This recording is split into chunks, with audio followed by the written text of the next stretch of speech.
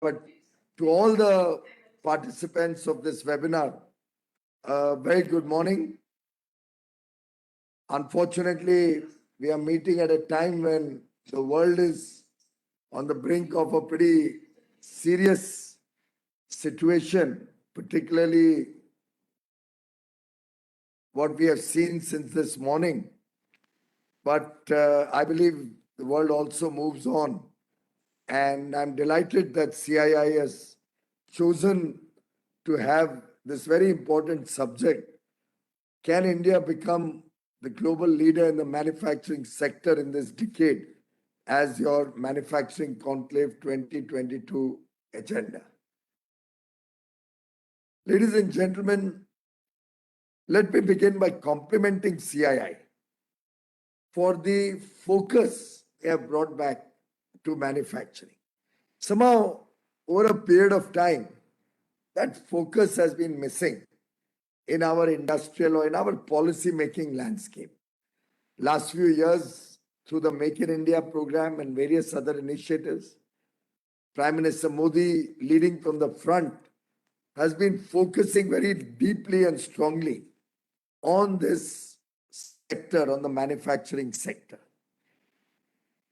I'm quite confident that India can become a global leader in manufacturing over this decade. What we need is our self-confidence. What we need is the partnership between government, manufacturing, and our academia, particularly so that we remain ahead of the curve in innovation, modernization, and technology upgradation. In fact, COVID-19 clearly exposed the fragility of global supply chains. And therefore, when we spoke about Atmanirbhar Bharat, while initially we were criticized a little bit, today you find every country in the world talking about Atmanirbharta.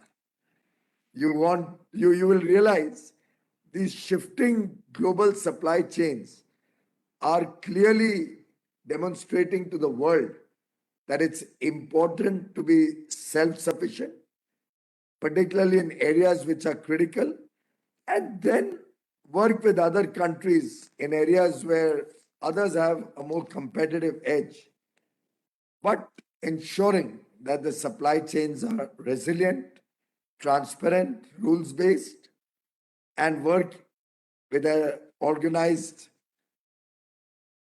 system within the WTO framework. India, I'm glad, turned this crisis into an opportunity. In fact, what we did with manufacturing of PPE kits, vaccines, sanitizers, ventilators, masks for COVID is truly phenomenal. Similarly,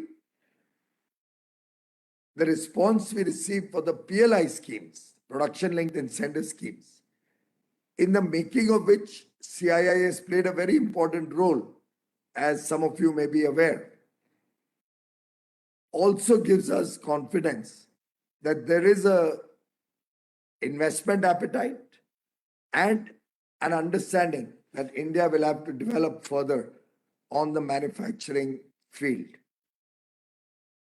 Let us acknowledge we cannot be master of everything. We'll have to identify focus areas, literally following Michael Porter's theory of competitive advantage or David Ricardo's theory of comparative advantage, and identify areas where we need to be present, where we can be competitive and in relation to other countries, capture larger global markets. However, we must also recognize that there are certain critical products. For example, semiconductors. India has launched on a mission mode to promote semiconductor manufacturing in India. We have committed almost $10 billion, 76,000 crores to this mission from the government. And we believe that certain areas will need us to be self-sufficient because otherwise, in the entire value chain of manufacturing, we can suffer very deeply. Similarly, the APIs for the pharma sector. There was a time we were self sufficient in APIs, but over a period of time, we've lost that edge. And God forbid if our suppliers of APIs don't supply, or we have a geopolitical problem, we can be in a severe crisis. And therefore, our entire manufacturing sector's mindset needs to assess these type of areas where there is need for India to be self-sufficient and work with trusted partners, reliable stakeholders in other countries for products where we may not have that kind of a comparative advantage. On our side, we are trying to work through various free trade agreements. The UAE agreement has been welcomed by, I suspect, everybody. I've yet to hear a voice not supporting what we have managed to achieve with UAE, particularly the many firsts, the fact that we now have a permanent safeguard mechanism for the steel industry. We got melt and pour in the country of origin. For the pharma industry, we have got automatic access in 90 days for any product or company which is approved by the US, Canada, EU, UK, Japan, and Australia, which will have immediate access to UAE, and from UAE to many other parts of Africa, of the Middle East, some countries of Europe. So really, opportunities are opening up, but we'll have to work together. As I said on more occasions than one, FTAs are two-way traffics. You have to give and take. It can't be just that I need my market to open up for my product. All markets should open up. But we will not like to open up within India. That doesn't work that way. We'll have to be competitive. We'll have to stand on our own feet. We'll have to focus on our competitive edge. And therefore, this production-linked incentive scheme has largely focused on key sectors to bring competitive scale, get the benefit of economies of scale, to nurture global champions, generate employment opportunities, and collectively make ourselves competitive in these sectors, both domestically and in international markets. I also think the PLI, while in many sectors focuses on larger units, will have a major impact on the MSME ecosystem, as it will create anchor units and suppliers and ancillaries in almost every sector. And the entire value chain will rest on the pillar of MSMEs in India. Incidentally, the idea behind PLI came from industry. It was the scale committee, the steering committee for advancement of localization and employment / exports, led by Pawan Goenka from amongst you, with Mr. Singhal and Seshagiri Rao as members, with CII, FICCI and ASSOCHAM as members, and government only playing the role of a facilitator. We were not interfering or putting forcing our thoughts on it. Of course, we were working together as a team. Our officers were involved. We had many experts who were involved with the scale committee, and they looked at 24 sectors, right from furniture to robotics. And through those efforts to boost growth in a very holistic and coordinated manner and make India competitive, I believe the PLI story emerged, and going forward will certainly have a significant impact in India's future plans. Ladies and gentlemen, I have also been working in my ministry to strengthen the national single window system. We have, for the first time, been able to bring on board several states, several departments of the union government. And I've just completed reading the latest progress report of the national single window system. And I mean, it's really impressive. On the Know Your Approvals portal, we have about 3,439 approvals listed, 544 at the central level and 2,895 at the state level. We have already been able to get 20 departments of the central government onboarded, 14 states and union territories onboarded, but it's work in progress. The beta version has been launched.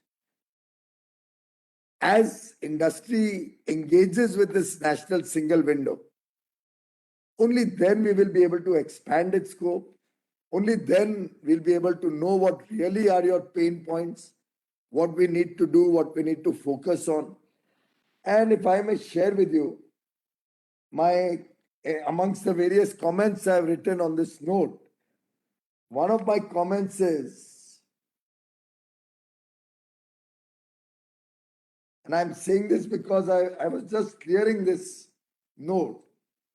They have written to me that they have a continuous engagement with prominent industry and sectoral associations. And I have written that all associations were promising to support. What happened to that? I remember CII also was very enthusiastic, used to always demand a single window. But I think when I'm seeing the numbers of people who are registered on it, of people who are engaging with it, of people who are taking approvals from it, I get a little disappointed. I would urge all of you. There are over 714 participants in this particular webinar also. I would urge all of you that get onto this national single window platform. See it, study it, tell us what could be better. Try to get your approvals, whatever are available on this. Even if you have a live approval, which you already have, I would recommend you get it onto the national single window and get a fresh letter confirming your existing approval. That way, the future will become much easier. We'll start testing all these approval port systems. In that, I would urge each one of you to write in, and I hope they have some proper place there where they receive comments. Otherwise, whoever is from my office here will ensure that they have a feedback part in the portal where you write what other approvals you are interested in. What is it that you want us to add to this? What are the difficulties you face? How can we do a job better? And I can assure you, we are committed to create a seamless, simple, and swift approval process. We can only do it when you join hands with us. ताली तो दो हाथ से ही बजेगी और अगर आप मांगने वाले नहीं बनोगे तो देने वाले का भी उत्साह थोड़ा कमजोर हो जाएगा. मेरा बहुत अनुरोध है आप सबसे कि if you really wish that we are able to succeed in this national single window, we need your participation, your involvement, your very active involvement to be able to make this a success. Incidentally, we have also been working to reduce the compliances. We have tried to simplify and in many cases eliminate the compliances that are required. We have simplified about 24,500 compliances. We've been successful in removing 1,700 compliances, decriminalizing about 750 compliances. I would urge all of you, can you help us to identify more processes that can be simplified or totally eliminated, renewals that can be made longer duration, self-regulation which can replace licenses, self-certification, which can replace the need to go to the labs for every approval. So I think it's something which will have to be a collective effort again. And if we work together, we can do a lot more in this area. The Pradhan Mantri Gati Shakti National Infrastructure Master Plan will become a major supportive element driving smart infrastructure in the country, smart logistics in the country, help us bring down the cost, help us have more coordinated planning and execution of infrastructure.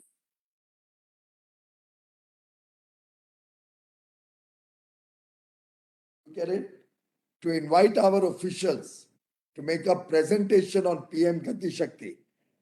The Prime Minister has been behind us for many years for this idea. It was such a complex situation to even make people understand what we are trying to do or what the Prime Minister desires. I'm happy that over the last COVID period, our officers sat with BISAC in Ahmedabad, used geospatial mapping in a big way. And today, we have a vibrant PM Gati Shakti with over 360 layers of data which speak to each other through APIs. And to my mind, it's a revolutionary concept never attempted anywhere in the world before. I would urge you all to have a look at it, call BISAG or my ministry to come and make a presentation. You will feel proud about your country. You will feel empowered. And I think you will start demanding that government should allow private sector also to use it, particularly when you're looking at plant locations or new project locations for your investment plans.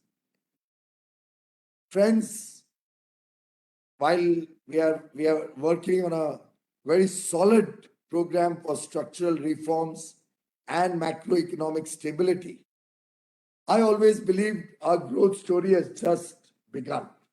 We do have international geopolitical uncertainties as we see today on the Ukraine-Russia crisis. But I'm very confident that India will play an increasingly important role in the revival and restoration of international economies in the years ahead. In the post-COVID world, we're going to see a new world order. And India, though we may be a $3 trillion economy today, we should aspire for very, very bold and aggressive targets. Personally, I think we can still aim for the $5 trillion economy by 2026, but it's not possible unless all of you participate with full gusto in this very, very ambitious plan. Similarly, our exports, which this year will cross $400 billion, even in the month of February until the 21st, we are at $25 billion. Very confident that we'll close the month again with $30 billion plus. So that will be the 11th month. Every month in this year, from April till now, so far till January, hopefully the next two also, we would have created a record in the history of India's exports. Every month is a record export. Collectively, of course, it will be a historical achievement to cross 400 billion in merchandise exports. But then services are also growing extremely fast. I had estimated services to cross 225. Then I reset it to 240.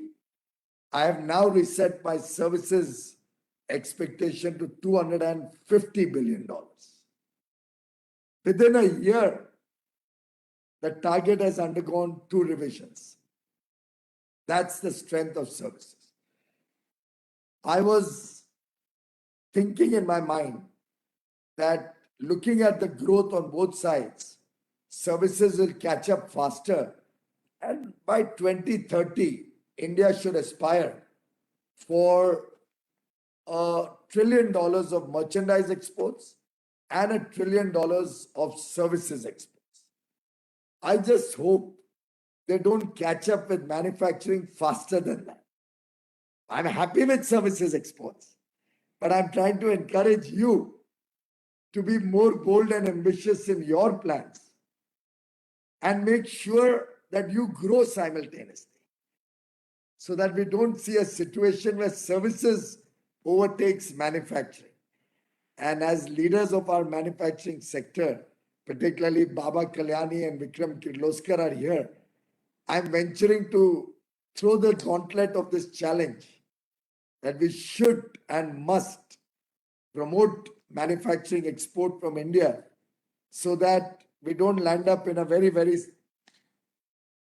unfortunate for the manufacturing sector, good for the country, but very unfortunate for the manufacturing sector if services were to overtake us.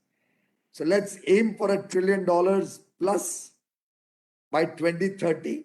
Let's keep watching the services figure and resetting our target should it be required. But make sure the preeminent position of merchandise export in the country is not compromised. Make in India, invest in India, making in India a manufacturing powerhouse. You've all heard that before. We have outstanding FDI inflows coming into the country. Today, we are the second largest manufacturer of mobile handsets in the world. We are a large auto manufacturer, amongst the largest in the world. We now need to replicate these successes in other areas, newer areas, and become global champions. I think India needs to focus on our edge in global competition. And by edge, I'm referring to economies of scale, D for demographic dividend, G, the governments and industries focus on quality, and E, efficiency. Efficiency in cost, in output, productivity, all of that. Government can support with good governance, but quality will have to come from you. So if we can all work together to give our industry an edge, then brand India will naturally emerge. People will start respecting products and associating products made in India with the brand India. And that needs the mindset change, the focus on quality and productivity that I've been talking of on so many engagements with all the friends here. We'll have to also move from compliance of quality to the consciousness that good quality matters and should be our prima focus. Manufacturing sector, as you are all aware, is at the forefront of creating jobs and is the growth driver of India's economy. Services rests on the manufacturing sector. And therefore, you have the power to take the country to prosperity. You have the power to lift the millions out of poverty. You have the power to give a better quality of life to the underprivileged. I think together we can create not lakhs but crores of jobs, jobs in the textile sector, plastics, footwear, auto components. I can keep sports goods, agri, food processing. There's so many sectors where labor is an important element of cost. That's our competitive or comparative advantage that we should leverage. Government will make it easier to do business, will focus on governance in a non-interfering or non-adversarial manner. Our startups are doing us proud, championing India's technology story, fearlessly chasing opportunities across so many verticals like edtech, fintech, health tech, agri-tech, In fact, I don't know if you saw yesterday, I shared with everybody, we've had 10 unicorns in calendar 2022. 23 days, 53 days, 53 days and 10 unicorns, which, as I said yesterday, was the singing sensation from Birbhum in West Bengal. Our Kacha Badam became a Pakka Badam only yesterday. And I think before me, I have 731 potential, not just Badams, but Badam ki Barfi. So that's what we need to see happening in the days to come. The current budget has only reinforced our commitment towards Atmanirbhar Bharat. We are confident that together we can. Together we can move mountains. Together we can certainly achieve outstanding results, right from sectoral growth in manufacturing, to sustainability, to modernization, to engaging with the best in the world, to making it easier to do business, to reducing compliances, to getting your approvals faster and sitting at home. All of these things collectively will help businesses play a huge role in ensuring a prosperous superpower, economic superpower that the world sees as India's true potential. We have to grab this opportunity. For all of you on this call, ladies and gentlemen, I have 3 suggestions. One, I would like to encourage big companies to integrate MSMEs, both forward and backward linkages, and ensure timely payments. If possible, prepay MSMEs. You can take a cash discount for prepaying them, but help them with faster cash flow for their growth, apart from whatever the banks are doing. 2, I think there is a need for shared responsibility amongst companies to address social and environmental challenges and support each other in domestic manufacturing. And look at Korea, they just don't allow an Indian steel manufacturer to export to Korea. That's the nationalistic spirit there. Japanese companies don't allow Indian steel in Japan. They'll buy $100 a ton costlier steel, but local Japanese steel. Many of you may have faced such barriers which are not government barriers, where I can't even fight G2G. But it comes out of the spirit of nationalism. I think we in India also should look at ways and means to support each other, encourage each other, and promote our own domestic brothers and sisters. And number 3, we need to inculcate and train young minds to get into manufacturing. Maybe internships or apprentice training in your companies. Encourage innovation, help people think out of the box. So many possibilities.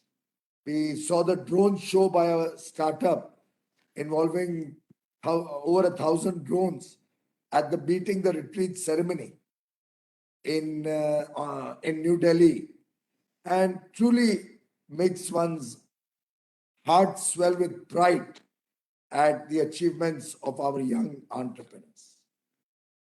As Mr. Atal Bihari Vajpayee, former Prime Minister, and someone who mentored me right from childhood, had once put it, and I quote, India has the sanction of her own past glory and future vision to become strong in every sense of the term.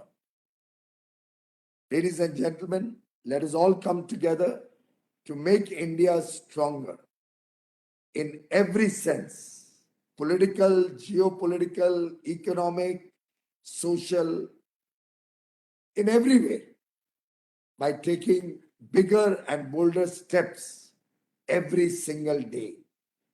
Thank you very much for this opportunity to engage with all of you. I wish CII and all of you participants all the very best, and I'm sure we'll get many recommendations emerging out of your program. I was seeing the different sessions that you have. They truly are very exciting. And I'm confident that will lead to a number of good ideas that you will have for us in government to follow and implement. Thank you very much, ladies and gentlemen. Thank you, piyush. And your three suggestions were very, very valuable. Plus the point you made on the single window issue, as well as manufacturing staying ahead of services and export and all the other points. I will certainly get back to you on the single window issues. I will follow that up, sir. May I now request Sanjay Kapoor to give his closing remarks. Thank you, Vikram. Shri Piyush Goyal ji, Honorable Minister of Commerce and Industry, Textile, Consumer Affairs, Food and Public Distribution, Mr. Vikram Kirloskar, Chairman CII Manufacturing Council and Vice Chairman Toyota Kirloskar Motor, distinguished guests from the industry, ladies and gentlemen. Honorable Minister, thank you for joining us today and sharing your valuable insight and for always guiding us and steering the Indian manufacturing sector towards the right growth path. You rightly talked about the need for self-confidence, a need for innovation, modernization, technology, and specifically self-reliance in critical components and critical areas, specifically semiconductors. And you're absolutely right in our endeavor and how private sector must invest in technology to take this forward. It is clear that a robust manufacturing sector has a potential to become the most important building block for India's development journey in the coming decade. Not only is it expected to substantially to economic growth, to help economic growth and prosperity, it is also likely to generate huge employment opportunities for India's population, as mentioned by you as well. Over the last 2 years, the COVID-19 pandemic has severely disrupted economic and other activities with consequences for society, businesses, consumers, and the global economy. In the face of such grave uncertainty, the Indian manufacturing sector has shown extraordinary resilience and undertaken measures to turn a crisis into an opportunity and emerge stronger than ever before.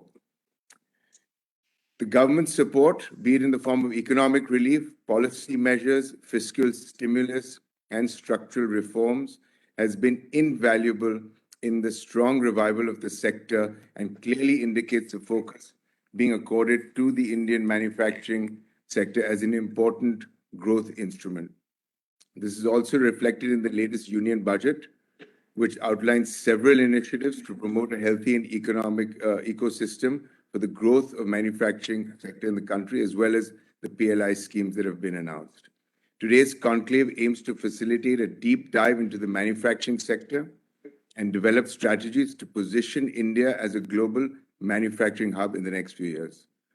We've had an excellent first session in building business resilience with experts from across industries and relevant stakeholders. We have 2 more exciting sessions, as you mentioned, on environment and sustainability, which has definitely become an extremely important topic in today's environment, and developing competitiveness as a scale. Again, very important for us to develop India as a hub for global hub for manufacturing. I'm certain that you will find these discussions informative and engaging, and I would urge all the participants to please stay on and listen to the sessions. And with this, we've come to the end of the inaugural session, and I'd like to thank all of you. Thank you, Minister. Thank you. Thank you, gentlemen. We are going to change our link for the next session. The next session will be on sustainability. Thank you, ladies and gentlemen. Thank you, Honorable Minister. Thank you. Bye-bye. Good luck.